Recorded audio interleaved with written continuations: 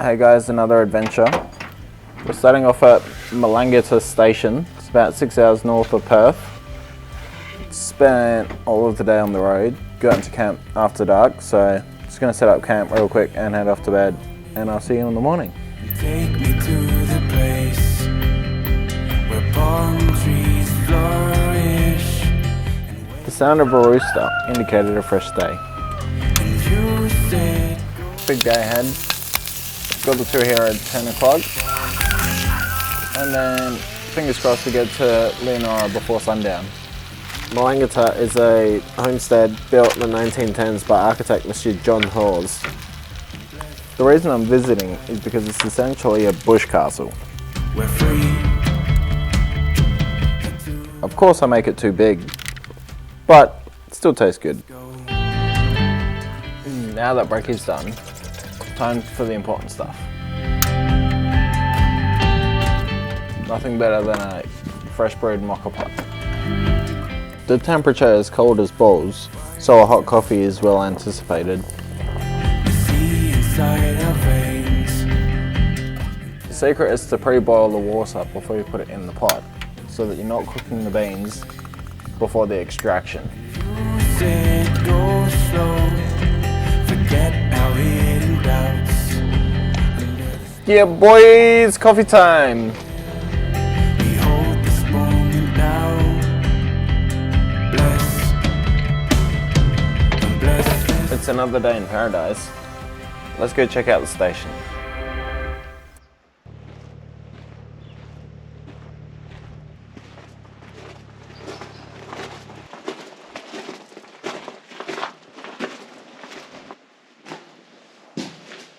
Found this cool old shearer's shed accommodation. $15 a night. Same as the camping, but at least you get a roof over your head and a cool old building to look at. Check this out. Old beds, need to bring your own bedding, and definitely nothing in the way of insulation. But still a cool spot, keep out the rain. Melangata station has various other accommodation options, including this cottage with queen bed and single bed, and different bell tent options.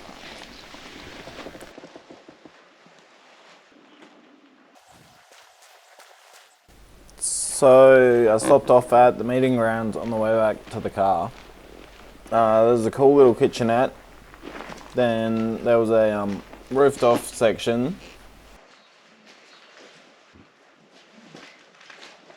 Some kind of metal sculpture thing. And a cool little communal fireplace. Got camp all packed away. Just waiting on the homestead tour now, and then we can hit the road again. There were two vicious attack dogs guarding the property, so I obviously did nothing about it. But I did get distracted taking photos instead of videos, so I'll give you the montage now. The homestead is still a functional residence, so not all the rooms are available to be seen, but those that are can be booked as accommodation as well. There was even a hidden chapel.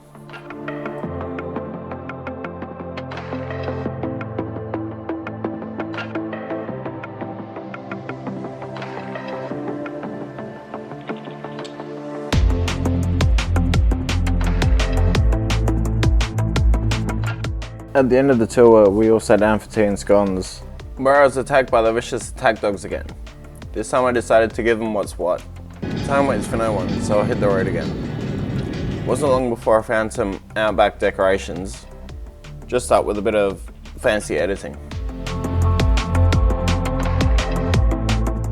And a crater worthy of being the smallest in Australia.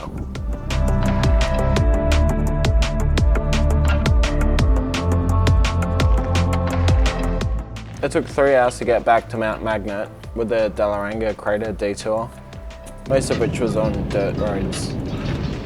All tarmac from here though. Mount Magnet seems to be a truck thoroughfare. So I stopped for a survey pie and a quick Stewart's Desert Pig. 430 k's to Leanora. It's going to be a long haul when the day's already drawing long shadows.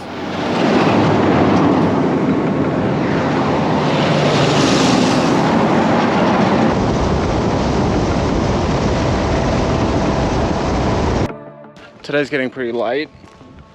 Found the caravan park. Set up swag already. Put a cheeky canvas over the top in case it rains. On the way in I saw the pub literally just down the street, so going for a lazy feed instead. 280 k's to Leanora, and freeway speeds with the kangaroos out is not a great idea, so pull over here at Sandstone. I had a chat with old mate out the front of the pub, then moved to the campfire place, then called it night.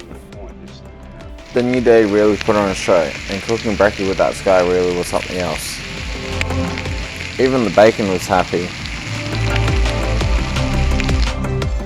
The original plan was to check out Gwalia just south of Leanora before cannonballing to Esperance 630 k's away. But I might as well check out Sandstone while I'm here.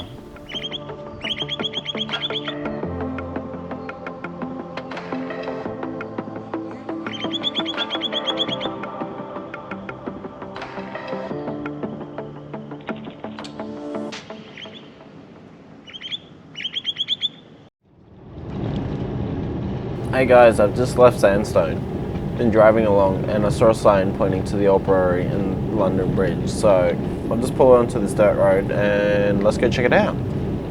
So the story with the old brewery is that beer was illegal back in the day, so they brewed it out of town above here. And they used to keep the kegs hidden from the elements here in the cave. It took a short walk up the hill to find the top, but it was definitely worth it with the scenery.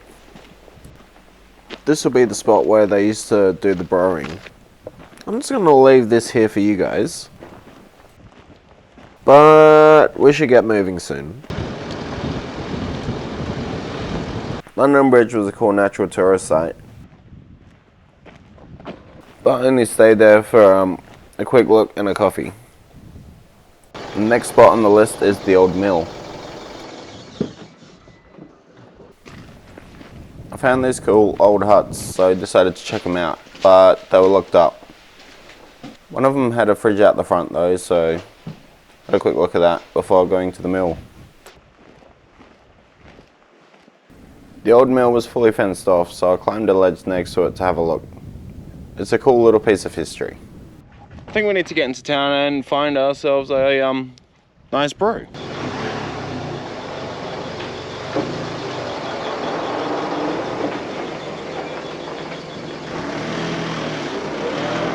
Freeway traffic wasn't moving, but it turned out there were two trucking trucks along the freeway.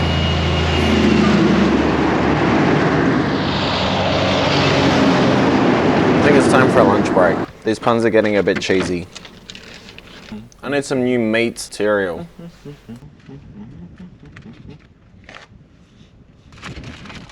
Might be time to wrap it up.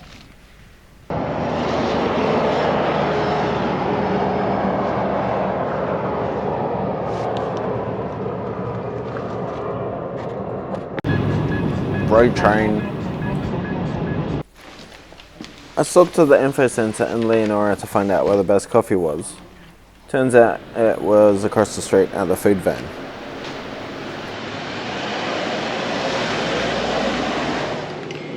The food van was very interestingly decorated. A homemade pie did the job though.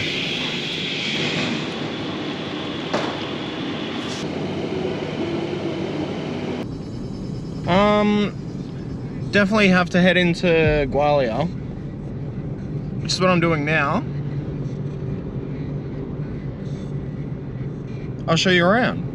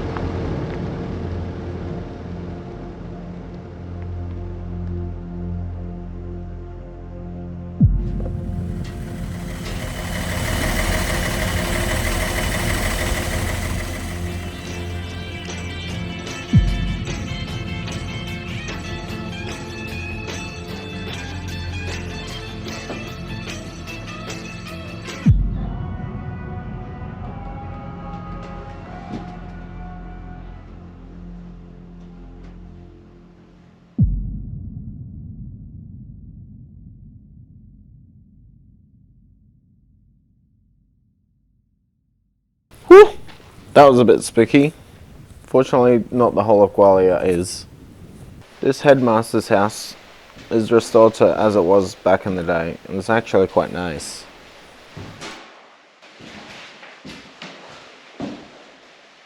But the sun's getting a bit low, so probably should start thinking about camp for the night.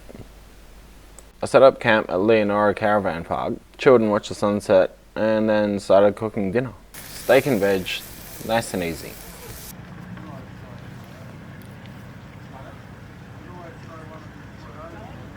I called it a night so I could get going early in the morning. Today's plan is to get to Esperance 620 k's away. I need to get going soon if it's going to happen though. Hey John, I need more milk. So the Inside Australia statues are about 160k away, so I'm going to make a quick detour there first.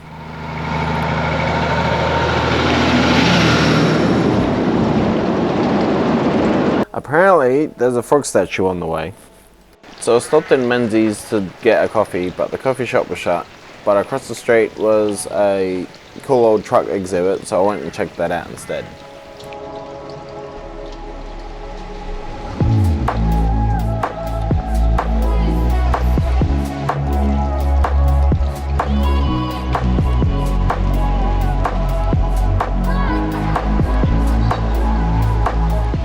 There were some actual trucks driving down the street, which reminded me that I needed to get going again. So inside Australia is at Lake Ballard, which is about 50 k's out of Menzies. In summer, this place is nothing but a dried out salt plain, but we're here in the middle of winter and it's nothing but mud. Scattered around, there's 51 different statues connected only by the footprints in the ground. The statues are 3D scans of the locals from Menzies, done by Sir Anthony Gormley.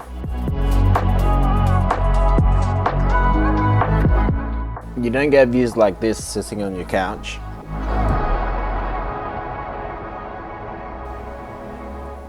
Time to go. So Lake Ballard is about 50 k's off of the main freeway, so I have to travel back into Menzies, but also that coffee shop should be opening soon too. Ordering coffee was far more achievable this time, plus also Danish. Next up, Kalgoorlie. Pretty sure it's not a trip to Kalgoorlie without Super Pit. So the Super Pit is an open cut gold mine, but there's a bigger one in Boddington. This one's got a viewing platform that you can come check out though. Plus a bunch of cool things, including a line of old mining vehicles.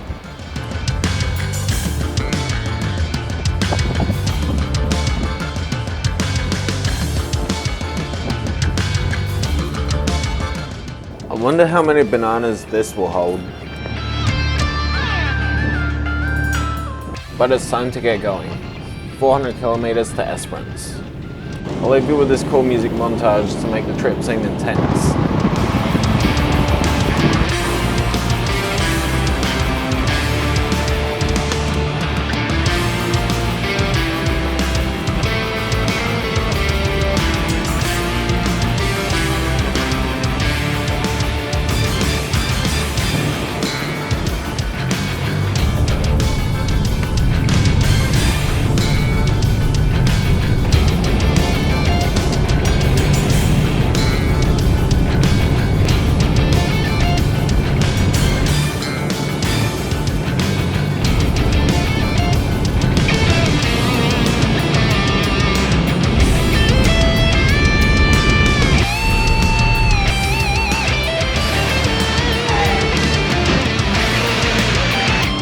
And that's a lazy 730k day done.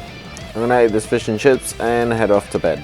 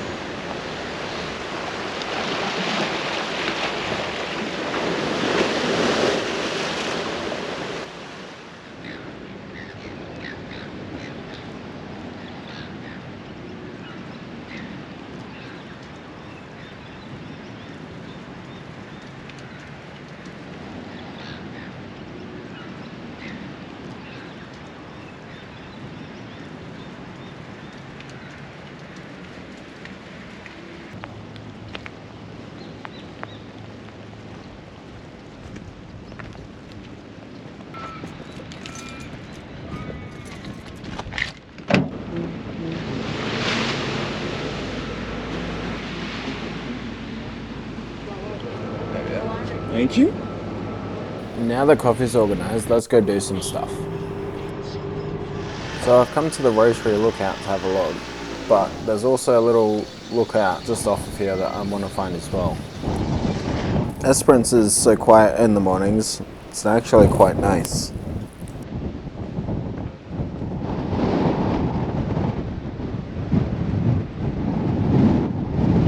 I went for a walk to try and find the lookout. I followed a trail and it led me to a cool lookout overlooking Lover's Beach, but it's not the one I was looking for, so I headed back.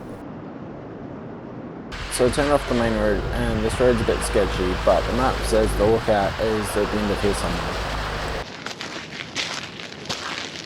I found the lookout, but it's not quite the views I was hoping for, although the sun is sticking its head out now.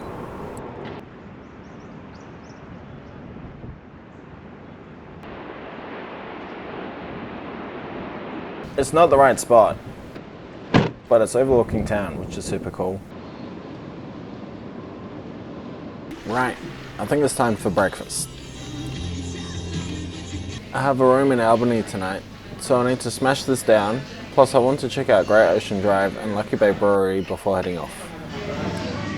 Great Ocean Drive takes you along all of the beach fronts along Twilight Beach Road, then loops you back into Esperance along 11 Mile Beach Road.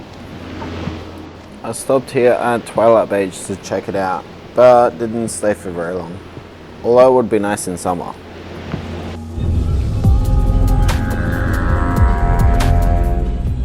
Next spot was Observatory Point.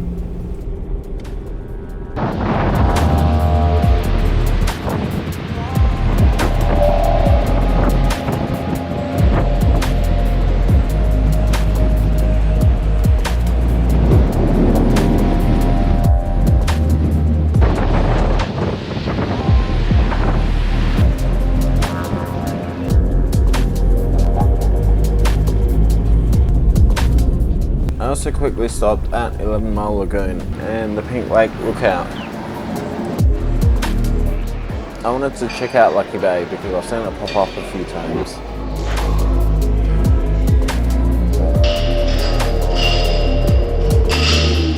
They aged the shipwreck stout in these rum barrels. And the sun's made appearance, just in time for a pint.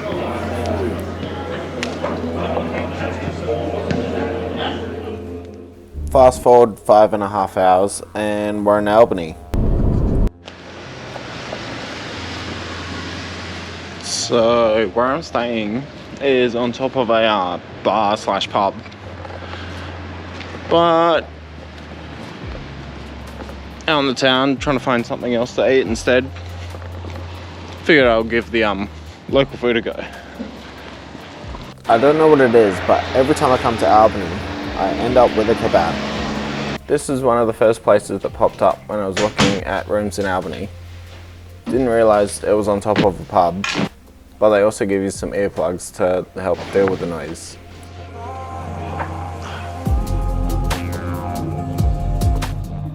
I was keen to get the next day going, so I drove out to the old lighthouse, which meant driving through the port right next to town. Seems this last section is on foot, so gonna have to walk it, but it's only a 10-minute walk, so all is good. Check out those views already.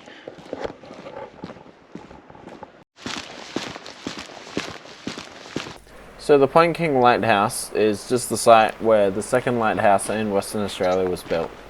These are just the ruins of the cottage that serviced the lighthouse.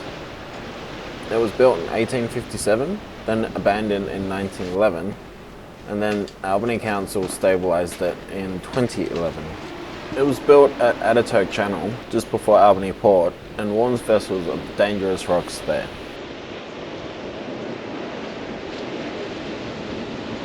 Just up the hill is this big old gun, which was located here as part of the Princess Royal Fortress, opened in 1893.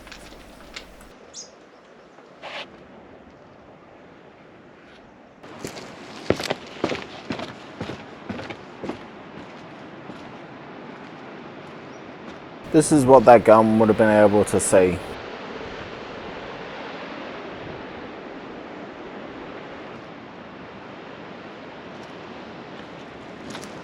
So there's a lookout across town at the top of the hill that I want to check out next. And I get there, and the viewing platform's closed, but you can still see across town, and the storm's coming in, so time for brekkie.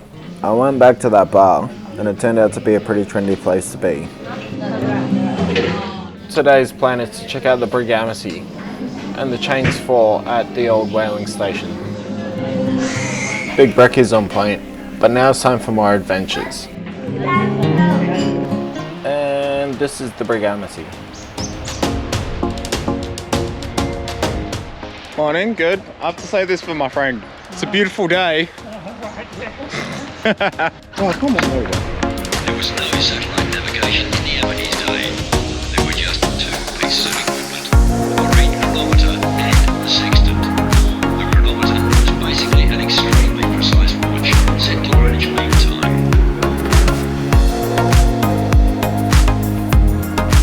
Sailors wouldn't get much rest on a rough journey. A sailor in the hammock over there could be called to work at any time.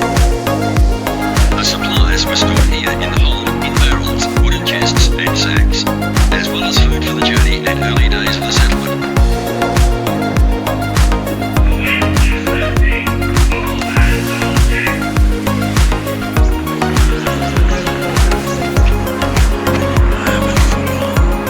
I'm so tired.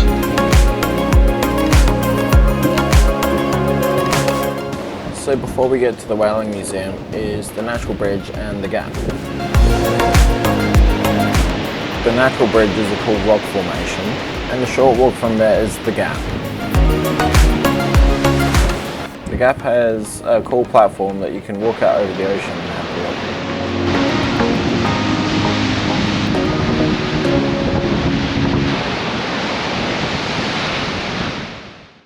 Finally here at the Whaling Museum, first thing you see walking through is the Cheynes IV, which was originally a commercial whaling boat. The Whaling Museum is about 22 kilometres out of the main part of Albany, and it looks out over King George Sound. Just inside the entrance on the main level is the two mess rooms, the galley and the chef's cabin.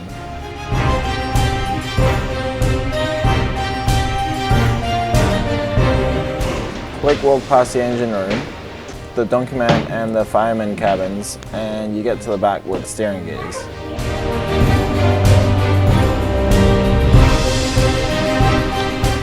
The upper deck had the captain's quarters, first and second mates, cabins, and also the mess.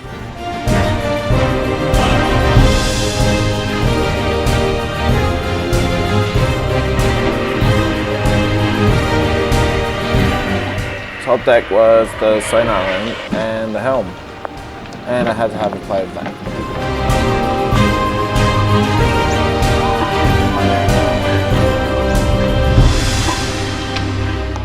Now that's done, let's go check out the rest of the museum. So the museum was once a functional whale processing factory.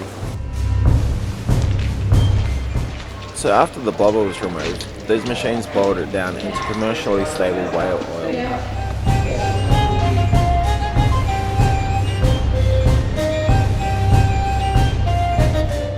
$10 points if you guess what the head saw was for.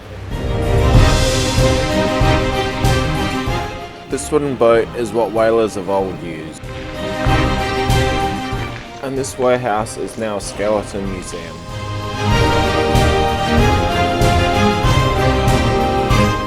I left the warehouse full of bones and went to a silo full of bones. The art of scrimshaw refers to the carving or engraving of bones. Check out this monster.